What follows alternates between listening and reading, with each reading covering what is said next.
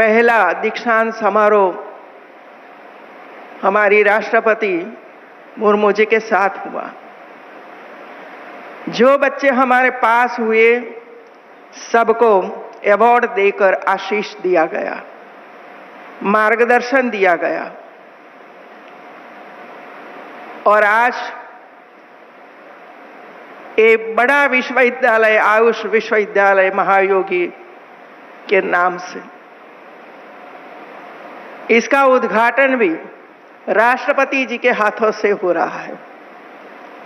खुशी है मित्रों कि धीरे धीरे करके हमारे राष्ट्रपति हो, उपराष्ट्रपति हो, भारत के प्रधानमंत्री हो, कि राज्यों के मुख्यमंत्री हो, कि हमारे मंत्रीगण हो, सभी स्वास्थ्य की दिशा में, विकसित भारत बनाने की दिशा में सब अग्रसर है और होना ही चाहिए मित्रों। एक समय था कि कहीं भी हॉस्पिटलें नहीं थी और हजारों बच्चे, हजारों माताएं, हजारे हमारे भगिनी बंधुओं का जीवन समाप्त हो जाता था।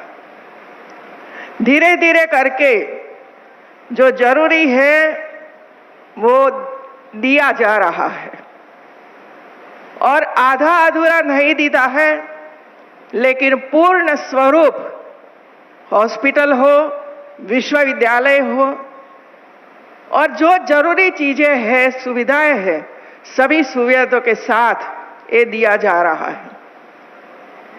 आज हमें बताया गया कि इधर भविष्य में भी क्या होने वाला है और ग्राम्य जीवन तक हम किस तरह पहुंचेंगे, इसकी बात भी हमारे योगी जी ने आपके समक्ष रखी है मित्रों।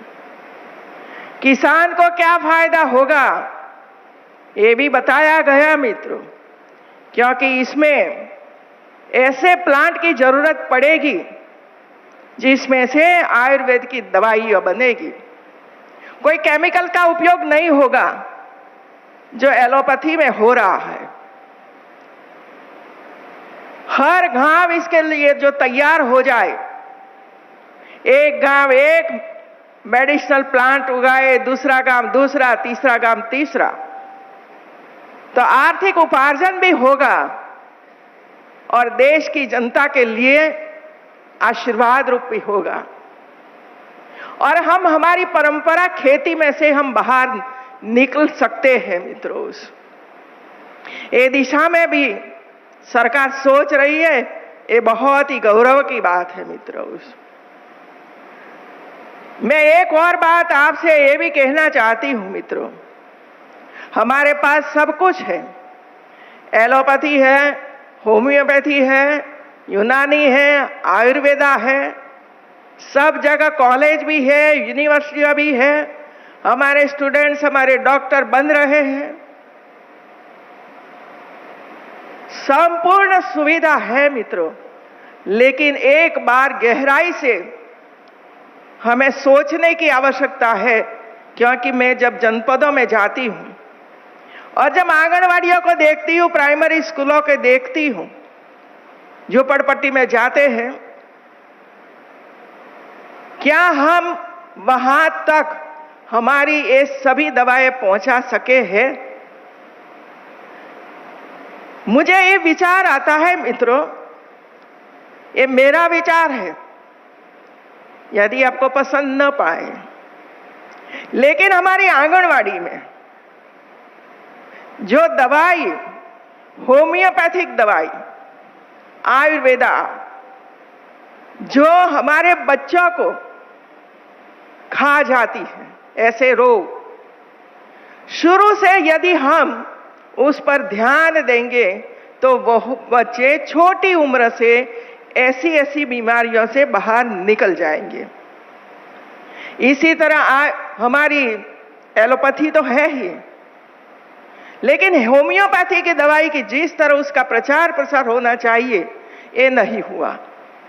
क्योंकि मैं राजभवन में रहती हूं मित्रों, वहां भी 3 प्रकार का डॉक्टर भी है, दवाइयां भी है, काफी मात्रा में दवाइयां है, वहाँ 400-500 लोग निवास करते हैं।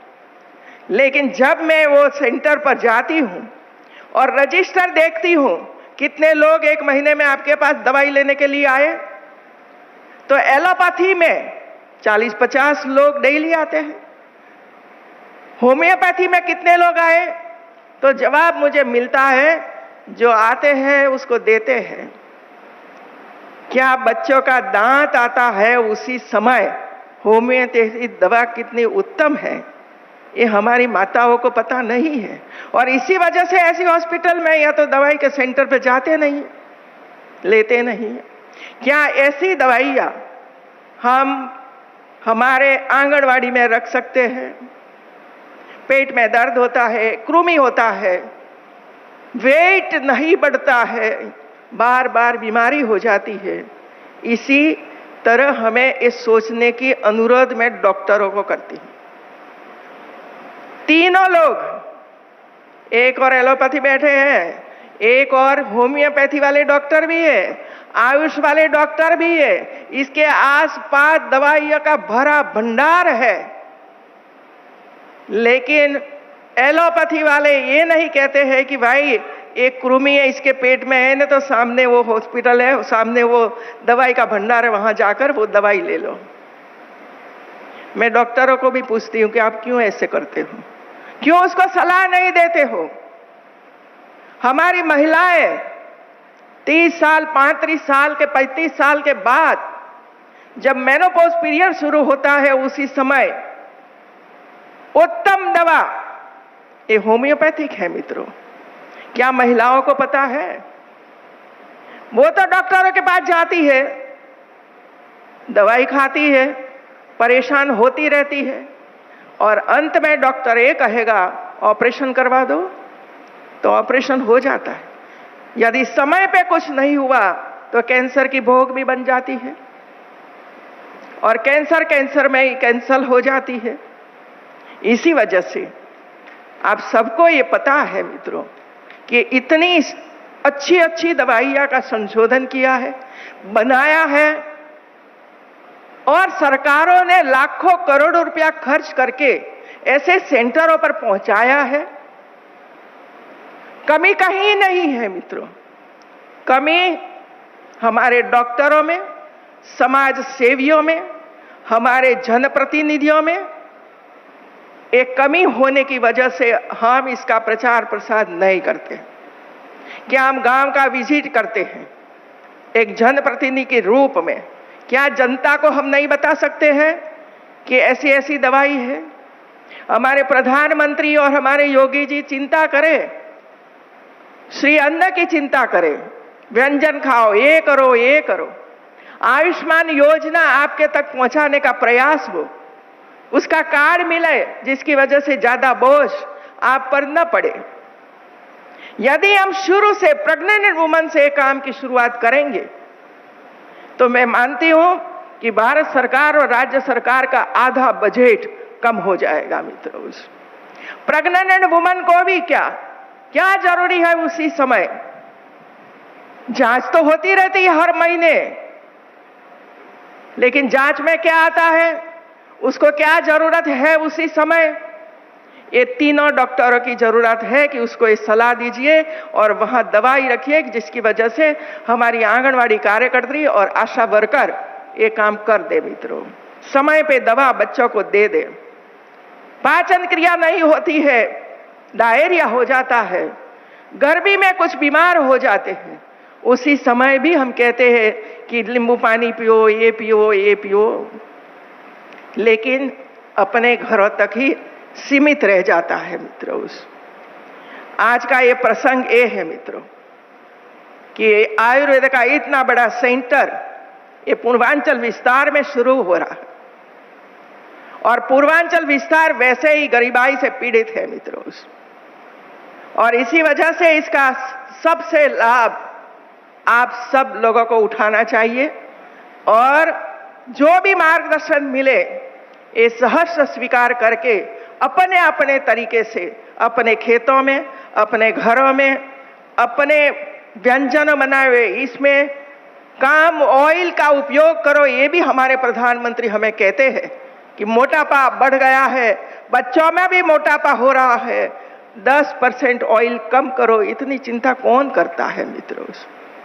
कौन से देश के प्रधानमंत्री ऐसी चिंता पब्लिक की करते हैं, जनता की करते हैं मित्रों? हम सब मिलकर जो कि रचनाएं भारत सरकार की है, राज्य सरकारों की जितनी योजनाएं हैं, ये सभी योजनाओं हम हर घर तक, हर व्यक्ति तक किस तरह पहुंचाए, इस पर हमें चर्चा करने की जरूरत है। और हमारे डॉक्टर इस दिशा में आगे बढ़ेंगे। हमारे जो यूनिवर्सिटियों में जो स्टूडेंट पढ़ते हैं, वो भी गांव में जाकर बच्चों की जांच करके बताए कि उसको इसकी जरूरत है, उसको इसकी जरूरत हो, इसी हिसाब से वहां दवाई पहुंचे और उसको एक चार्ट बनाकर रखे। ये चार्ट में भी ये सब कुछ लिखा हुआ हो, इसी तरह हम काम करेंगे मित्रों। आज के अवसर पर हमारे बीच 2 दिन से भारत की राष्ट्रपति आदरणीय द्रौपदी मुर्मू जी उपस्थित है, मार्गदर्शन दे रही है। उनको सुनिए मित्रों, कल इतनी सारी बातें उन्होंने की है, दिल को छू लेने वाली बातें थी उनकी मित्रों। यदि हमें दिल में छू नहीं जाता है ना, तो इसका कोई प्रभाव नहीं पड़ता है मित्रों। ऐसी ऐसी बातें कल हम सब लोगों को बताया है मित्रों।